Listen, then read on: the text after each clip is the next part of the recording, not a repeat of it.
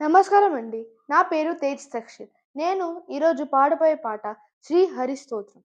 మీకు ఈ వీడియో నచ్చినట్లయితే లైక్ చేయండి, షేర్ చేయండి, సబ్స్క్రైబ్ చేయండి.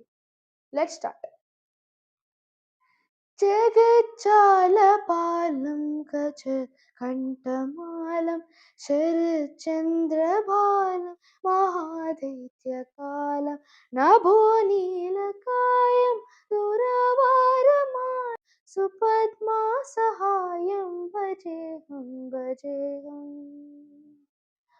సదాంబోధివాసం గలపుష్పహాసం జగత్సన్నివాసం శతాదిత్యభాసం గదాచక్రసహస్రం లసత్పీతవస్త్రం హసచ్చారువక్త్రం భజేహం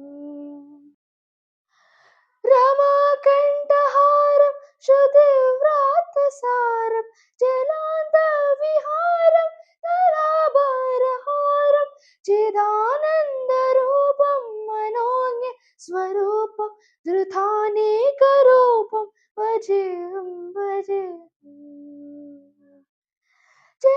జరాజన్మహీనం పరానందపీతం సమాధానలీనం సదైవానవీతం జగజ్జన్మహేతం సురానీతకేతం త్రిలోకైకసేతుం భజేహం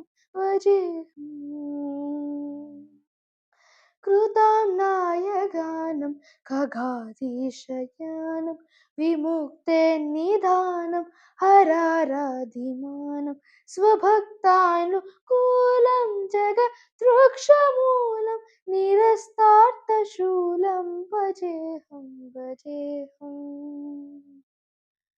సమస్తామరేషం ధృతి బకేశం జగజ్జింబలేశం హృదాకాశదేశం సదా దివ్యదేహం విముక్తాఖిలేహం సువైకుంఠగేహం భజేహం